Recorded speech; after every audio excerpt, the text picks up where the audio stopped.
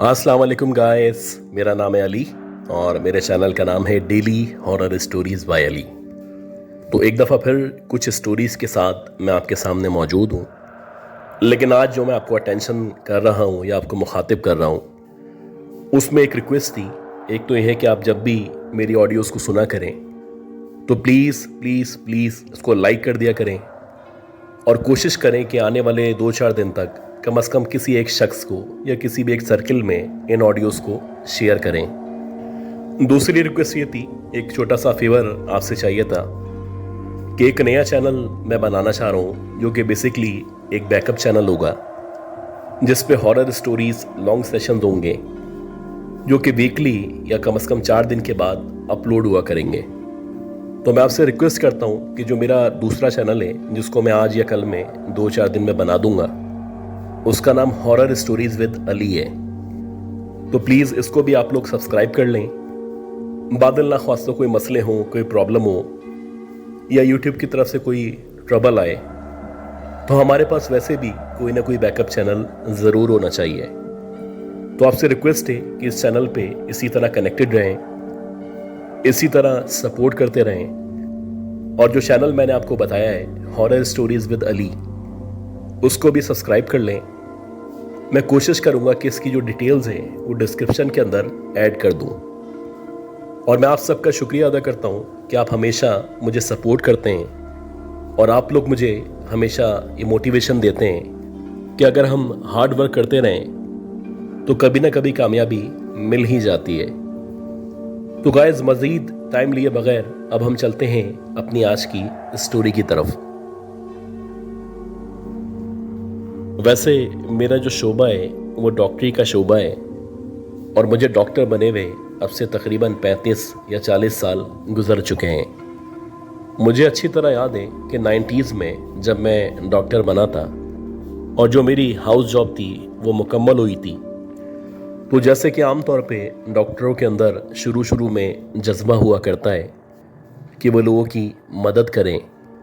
बीमारों को ज़्यादा से ज़्यादा अच्छी तरीके से सही करने के लिए कोशिश कर सकें और ख़ास तौर पे जो परेशान हाल हैं या जो गरीब लोग हैं उनका फ्री में इलाज कर सकें। तो ये सारा जज्बा मेरे अंदर भी मौजूद था और मैं भी कोशिश किया करता था कि अगर कोई पेशेंट इस तरह का है जिसके पास पैसे मौजूद नहीं है या जो किसी भी तरह से परेशानी का शिकार है, तो एटलीस्ट फ्री में इलाज करके उसकी परेशानी को कम करने की कोशिश कर सकूं। तो आहिस्ता आहिस्ता करके अल्लाह का करना ऐसा हुआ कि मेरे इस अमल की वजह से मैं रातों रात न सिर्फ मशहूर होता चला गया, बल्कि मुख्तलिफ लोगों को जब पता चलना शुरू हुआ कि मैं गरीबों का फ्री में इलाज किया करता हूँ, तो अक्सर जो मीडिया हाउसेस थे, ख़ास तौर पे जो प्रिंट मीडिया था, वो लोग मुझसे रब्ता किया करते थे और मेरा इंटरव्यू लेने की कोशिश किया करते थे। तो ऐसे ही मैं कराची में मौजूद था और मेरा ख्याल है कि दिसंबर का महीना चल रहा था। रात के तकरीबन 8:30-9 बजे मुझे एक मीडिया हाउस से एक कॉल रिसीव हुई और वो जो कॉल थी वो PTCL पे आई थी। मुझे इनवाइट किया गया कि मैं कराची से हैदराबाद वहाँ के प्रेस क्लब में आके एक इंटरव्यू रिकॉर्ड करवा दूँ। अब मैंने उससे रिक्वेस्ट की कि अगर ये कल पे हो सकता है या कल दिन के टाइम में अगर मैं आ सकूं, लेकिन वो जो मीडिया हाउस था, ये जो भी इदारा था, वो चाहते थे कि मैं आज ही रात तक ये जो इंटरव्यू है वो इनको रिकॉर्ड करवा दूं। खैर, मैं भी चाहता था कि इस तरह के जो भी लोग हैं उनसे अपने ताल्लुकात अच्छे रखूं, लिहाजा मैंने भी 1-1.5 घंटे के अंदर अंदर जल्दी तैयारी पकड़ी और रात के तकरीबन 10:30-11 बजे कराची से हैदराबाद के लिए रवाना हुआ। ये जो रात थी ये एक वीरान सर्द रात थी और मेरे पास उस वक्त जो पुरानी करोला मौजूद थी जो कि मैनुअल ट्रांसमिशन में थी, मैं उसको चलाता हुआ हैदराबाद की तरफ बढ़ता चला जा रहा था। अगर आप अब से 30-35 साल पुरानी बात करें तो कराची का जो हाईवे है, यानी कि जो सुपर हाईवे है, वहाँ पे अलासिफ शुरू होने के बाद या जैसे ही आप थोड़ा सा आगे बढ़ते हैं तो उस दौर में वहाँ पे मुकम्मल तौर पे न सिर्फ सन्नाटा हुआ करता था बल्कि अक्सर चोरी डकैती और इस तरह के वाकयात भी पेश आया करते थे। अब मैं अपनी गाड़ी को जितना तेज़ी से हो सकता था इस एरिया से बाहर निकालना चाहता था। मैं चाहता था कि किसी भी तरह इस एरिया से या इस ख़तरनाक एरिया से बाहर निकल के मैं आगे की तरफ बढ़ जाऊं, ताकि चोरी डकैती का या छीना झपटी का जो भी ख़तरा है वो कम से कम हो सके। खैर, जैसे ही इस एरिया को मैंने क्रॉस किया और आप कह सकते हैं कि कराची से निकले हुए या सराब रोड से निकले हुए मुझे आधा या पौन घंटा हुआ था, तो मैं एक ऐसे मकाम पे या एक ऐसी जगह पे पहुंच चुका था जहां पे मुकम्मल तौर पे ना ही आबादी थी और ना ही किसी भी किस्म की लाइट का या इस तरह की रोशनी का इंतज़ाम मौजूद था। जबकि अगर आप आज के दौर में कराची से हैदराबाद का सफ़र करें तो काफ़ी हिस्से पे रोशनी या लाइट्स मौजूद हैं, और अगर लाइट्स ना भी मौजूद हों तो सराउंडेड में इस तरह की होटल्स या मोटल्स मौजूद हैं जिनकी वजह से रोड पे रोशनी हुआ करती है। अब बहरहाल जब मैं एक ऐसी जगह पे पहुंचा जहां पे मुकम्मल तौर पे अंधेरा था, तो इत्तफाक से मेरे करीब जवार में कोई भी गाड़ी मौजूद नहीं थी। मुझे नहीं पता कि एक इत्तफाक था या सर्दी बहुत ज़्यादा थी या फिर शायद उस एरिया में बहुत ज़्यादा धुंध मौजूद थी जिसकी वजह से लोग रात के टाइम में सफ़र करने से परहेज किया करते थे। बहरहाल जैसे ही मैं तकरीबन आधे या पौन घंटे के डिस्टेंस पे पहुंचा और आधा रास्ता होने ही वाला था, तो एकदम से मुझे ऐसा लगा कि कहीं से एक ब्लैक कलर की शायद जीप है जो ना सिर्फ एकदम से मेरी गाड़ी के पीछे आ गई है, बल्कि बार बार वो मुझे इंडिकेट कर रहा है जैसे कि वो मुझसे रास्ता मांगना चाहता हो। अब जब मैंने उसको बार बार इंडिकेट करते हुए देखा तो मैंने अपनी जो गाड़ी थी वो अखलाकी तौर पे या कानूनी तौर पे आहिस्ता आहिस्ता करके लेफ्ट साइड पे करना शुरू कर दी, जो कि आमतौर पे एक तरीका हुआ करता है कि अगर आप किसी गाड़ी को रास्ता देना चाहते हैं तो आप अपनी गाड़ी को उल्टे हाथ पे कर लिया करते हैं। अब जैसे ही मैंने अपनी गाड़ी को लेफ्ट साइड पे करना शुरू किया तो मुझे ऐसा लगा कि जो मेरे पीछे ब्लैक कलर की जीप आ रही है उसमें बाकायदा ना सिर्फ लाइट जल रही है, बल्कि गाड़ी के अंदर जो लाइट वगैरह मौजूद हुआ करती है वो भी ऑन हुई हुई है। लेकिन एक अजीब सी बात थी, जब मैंने साइड मिरर से या बैक व्यू मिरर से उस गाड़ी पे या उसके अंदर गौर किया तो मुझे ऐसा लग रहा था जैसे उस जीप के अंदर कोई भी मौजूद नहीं है। अब पहले तो मुझे लगा कि शायद मेरा वहम है या रात के अंधेरे की वजह से मुझे नज़र नहीं आ रहा, लिहाजा मैंने इस बात को इतना सीरियस नहीं लिया और अपनी गाड़ी को मुकम्मल तौर पे लेफ्ट साइड पे कर दिया। अब जैसे जैसे वो जो जीप थी बिलाखिर बिल्कुल मेरी गाड़ी के बराबर में आई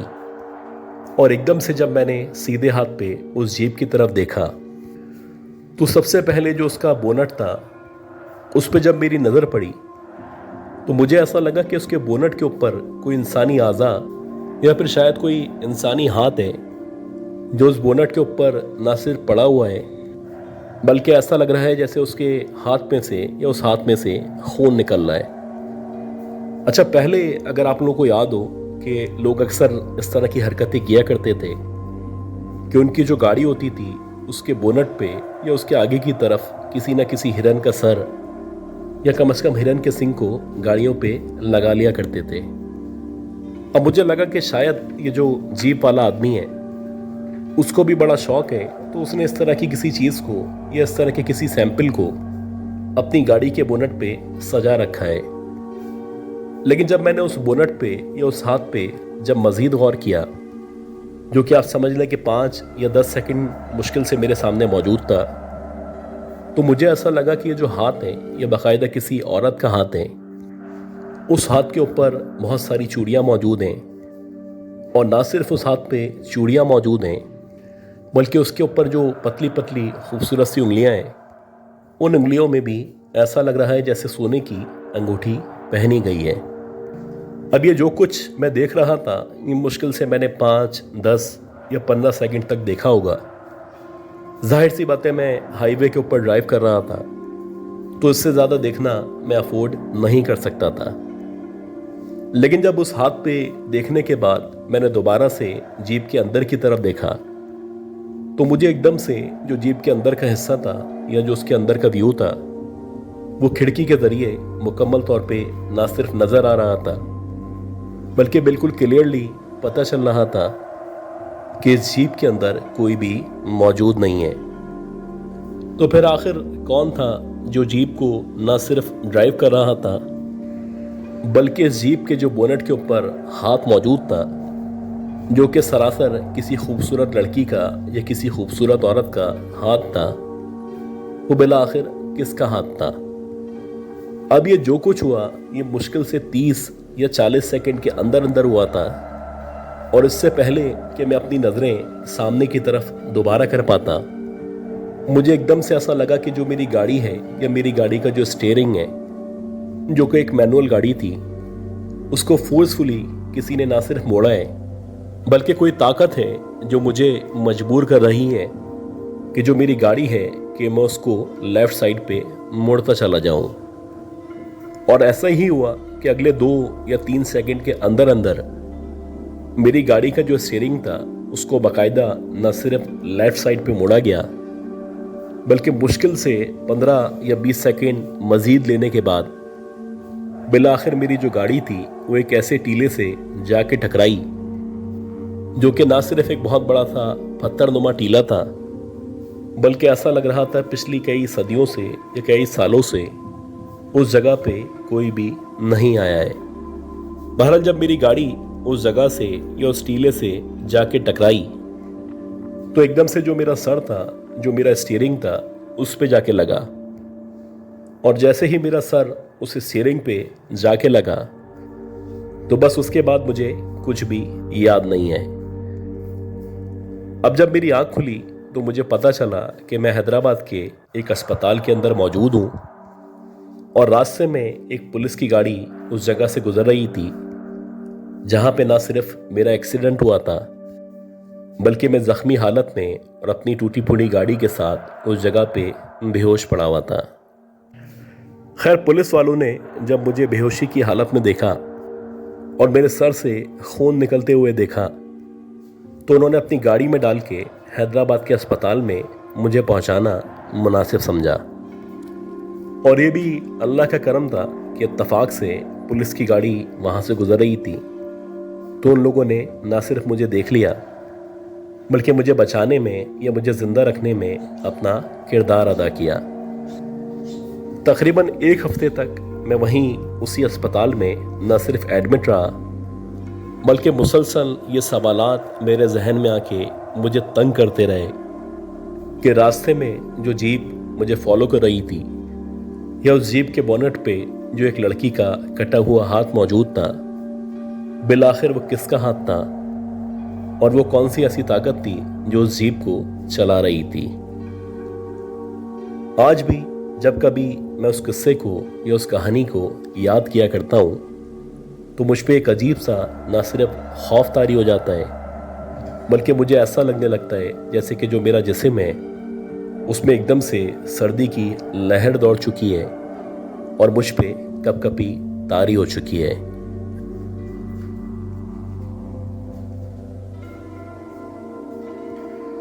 ये जो वाक़या है ये 1980s का वाक़या है, और मुझे अच्छी तरह याद है कि जब मेरी पैदाइश हुई थी और जैसे जैसे मैं बड़ा हो रहा था, तो मैं देखा करता था कि जो मेरे फादर हैं वो एक ट्रक ड्राइवर हैं। और ना सिर्फ मेरे फादर ट्रक ड्राइवर थे, बल्कि जो मेरे फादर के अलावा जो मेरे चचा या मेरे जितने भी फैमिली मेम्बर्स थे, वो सारे के सारे शुरू से ही ट्रक ड्राइविंग से वाबस्ता थे। अब जैसे जैसे मैं बड़ा हो रहा था, तो मैंने अपनी टीन एज के अंदर ही न सिर्फ ट्रक को चलाना शुरू कर दिया था, बल्कि आप कह सकते हैं कि मैं एक प्रोफेशनल ड्राइवर बन चुका था। अगर आप आज के दौर की बात करें तो हैवी ट्रैफिक को चलाने के लिए इतनी कम उम्र में तकरीबन नामुमकिन हुआ करता है। अव्वल तो शायद आपका लाइसेंस ही नहीं बन पाता। खैर, उस दौर में क्योंकि इतनी ज़्यादा सख्ती नहीं थी और इतना ज़्यादा चेक एंड बैलेंस भी नहीं हुआ करता था। तो मैंने भी अपने फादर के साथ साथ छोटे मोटे रूट पे ट्रक को चलाना शुरू कर दिया था। तकरीबन 1 साल तक मैं छोटे रूट पे ट्रक को मुसलसल चलाता रहा और हम लोग सामान को एक जगह से दूसरी जगह ले जाने के लिए आमतौर पे ट्रक को चलाया करते थे। जैसे जैसे दिन गुजर रहे थे वैसे वैसे जो मेरे फादर थे उनका मुझ पर ट्रस्ट न सिर्फ डेवलप होता चला जा रहा था, बल्कि उनको यकीन हो चला था कि मैं उनके जैसा ही ट्रक चलाने लगा हूँ। खैर ये जिस वक्त का वाक़या था, उस वक्त इत्तफाक से मेरे फादर को एक कंसाइनमेंट लेके या कुछ सामान लेके कराची से बन्नू जाना था। अब अगर आप कराची से बन्नू के सफ़र की बात करें तो आज भी 1200 या 1300 किलोमीटर का ना सिर्फ रास्ता मौजूद है, बल्कि बन्नू पहुंचने में आमतौर पे 24 से 27 घंटे लगा करते हैं। अगर आप ट्रक में माल लोड करके जाएं या आपके ट्रक में बहुत हैवी माल मौजूद हो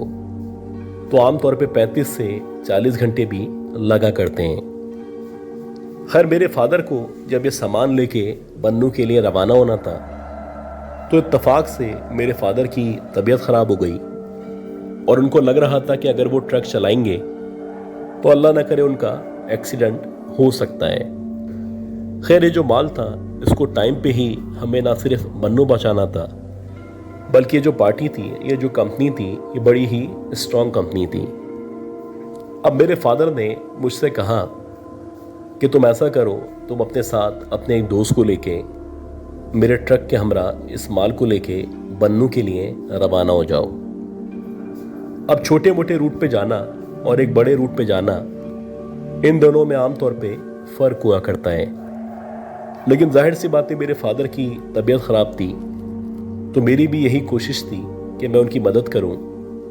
और उस रूट पे सामान को लेके निकल जाऊं। जब मैं बन्नू के लिए निकला तो मुझे यकीन था कि वहाँ पहुँचने में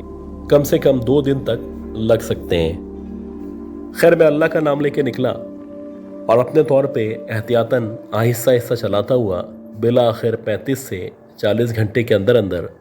मैं बन्नू शहर के अंदर दाखिल हो गया। अब जब आप लोग बन्नू शहर में दाखिल हुआ करते हैं तो वहाँ दाखिल होने से पहले एक छोटा सा पहाड़ी सिलसिला है जो कि आया करता है। ऐसा ही था कि जब मैं उस पहाड़ी सिलसिले के सामने से गुजर रहा था तो रात के तकरीबन 10:30-11 बजे का टाइम था। इत्तफाक से उसी जगह पे, उसी सुनसान इलाके में या उन्हीं पहाड़ों के दरमियान गुजरते हुए मेरा जो ट्रक था उस ट्रक का पंचर हो गया। अब जैसे ही इस ट्रक का पंचर हुआ तो पहले तो मैंने यही कोशिश की कि मैं उस मंजिल तक पहुंच जाऊं और वहां पहुंचने के बाद देखेंगे, लेकिन जब मुझे लगने लगा कि इसमें सामान मौजूद है और इसको मज़ीद इस तरह से चलाना ख़तरे से खाली नहीं है, तो बिलाखिर एक पहाड़ के साथ मैंने जो भी ट्रक था उसको रोका और अपने कोलिग के साथ नीचे उतरा और उस पंचर को सही करने की या उसको टायर को रिप्लेस करने की कोशिश करने लगा। अब मैं क्योंकि गाड़ी के नीचे मौजूद था या मैं टायर की तरफ मौजूद था, जबकि जो मेरा साथी था वो ऊपर बैठा हुआ था और शायद वो रेडियो पे कुछ सुन रहा था। किसी दौरानिए में मुझे ऐसा लगा कि जो ट्रक का आखिरी वाला हिस्सा है जो कि बिल्कुल पहाड़ के साथ लगा हुआ है, उस तरफ से किसी ने आहिस्ता आहिस्ता करके मेरी तरफ बढ़ना शुरू किया है। अब क्योंकि मुझे नीचे की तरफ से नीचे का हिस्सा नज़र आ रहा था तो मैं क्लियरली देख पा रहा था कि ये कोई औरत है जो आहिस्ता आहिस्ता करके चलती हुई न सिर्फ मेरी तरफ बढ़ रही है, बल्कि उसने अपने पाँव में पायल या घुंघरू पहन रखे हैं। जैसे जैसे वो जो औरत थी मेरी तरफ बढ़ती चली आ रही थी तो मुझे ऐसा लग रहा था जैसे गांव की कोई औरत होगी, जैसे कि आमतौर पे गांव की औरतें रास्ते में नज़र आया करती हैं। बहरहाल जैसे ही वो जो औरत थी जब मेरे सर के या मेरे बिल्कुल करीब पहुंची तो मेरा जो मुंह था वो ट्रक के नीचे की तरफ था और वो बिल्कुल मेरे बराबर में आके, यानी जहाँ पे मैं लेटा हुआ था, वो आके खड़ी हो गई अब इससे पहले कि मैं उसकी तरफ देखता या उससे बात करता या उससे पूछने की कोशिश करता कि तुम कौन हो और यहाँ पे क्यों आई हो, इसी दौरानिए में एकदम से वो जो औरत थी वो नीचे की तरफ झुकने लगी। और जैसे ही वो नीचे की तरफ झुकने लगी तो वो शायद इसलिए झुकना चाहती थी कि मेरी तरफ देख सके और मैं भी उसको नजर आ सकूं। पर जैसे ही उसने नीचे झुकना शुरू किया तो एकदम से सबसे पहले उसके जो बाल थे, जो कि कर्ली हेयर्स थे, मुझे नजर आना शुरू हुए। उसके जो बाल थे वो इस कदर लंबे और इस कदर गंदे बाल थे कि बाकायदा ऐसा लग रहा था जैसे उसके पाँव तक या उसके घुटनों तक कम से कम उसके बाल मौजूद हैं। बहरहाल उसके बाल के बाद जैसे ही उसका चेहरा मेरे सामने आया तो मैंने देखा कि उसका जो चेहरा है कुछ अजीब सा चेहरा है और ऐसा लग रहा है जैसे उसके चेहरे पे आंखें मौजूद नहीं है। यकीनन ऐसा ही था, उसका जो चेहरा था वो बगैर आंखों के मौजूद था और उसके चेहरे पे इस कदर ज़ख्म मौजूद थे, ऐसा लग रहा था जैसे उसके चेहरे पे बहुत ज़्यादा तशद्दुद किया गया है। खैर, जैसे ही उसका खौफनाक चेहरा या उसका ज़ख्मी चेहरा मेरी आंखों के सामने आया तो एकदम से मैं पीछे की तरफ हटा और इससे पहले कि मैं उससे पूछता कि तुम कौन हो और बिलाखिर यहाँ पे क्या कर रही हो, उसने एकदम से अपना मुंह खोला। और जैसे ही उस औरत ने अपना मुंह खोला तो ऐसा लगा कि जैसे तकरीबन 7 या 8 इंच तक उसकी जो ज़बान है वो उसके मुंह से बाहर निकल आई है। और देखते ही देखते उसकी जो ज़बान थी न सिर्फ बाहर निकल रही थी बल्कि ऐसा लग रहा था उसकी जो ज़बान है वो मेरी तरफ बढ़ती चली जा रही है। खैर, जैसे जैसे उसकी जो ज़बान थी मेरी तरफ बढ़ रही थी वैसे वैसे ऐसा लग रहा था जैसे मेरी आंखों के आगे अंधेरा आना शुरू हो चुका है। और ऐसे ही हुआ कि मैं मुकम्मल तौर पे बेहोश हो चुका था और जब मेरी आंख खुली तो मैं उसी जगह वहीं पे मौजूद था, जबकि मेरा जो कुलिक था वो मेरे बराबर में बैठा हुआ था। मुसलसल वो मेरे ऊपर पानी डाल रहा था और उसका कहना था कि तुमने एक बहुत ज़ोर से चीख मारी थी और जैसे ही तुमने चीख मारी थी तो मैं एकदम से नीचे की तरफ आया। और जैसे ही मैं नीचे की तरफ आया तो मैंने देखा कि ट्रक के आखिर की तरफ से एकदम से कोई औरत नुमा मखलूक है जो ऐसा लगा है जैसे पहाड़ों की तरफ चढ़ती हुई एकदम से गायब हो गई है। बहरहाल मुझे अंदाज़ा हो चुका था कि ये कम से कम इंसान नहीं है, लिहाजा मैं जल्दी से तुम्हारे पास आया और जो भी मुझे आयतुल कुर्सी वगैरह आती थी मैंने उसकी तिलावत शुरू कर दी। तकरीबन 1 घंटे से मैं तुम्हें उठाने की कोशिश कर रहा हूँ। खैर, जैसे ही मैंने उसके मुंह से ये सब बातें सुनी तो ना सिर्फ मैं जल्दी से उठा बल्कि उठने के बाद दोबारा से हमने ट्रक को स्टार्ट किया और जहाँ भी हमें अपना सामान पहुँचाना था उस जगह पहुँच के हमने सुकून का सांस लिया।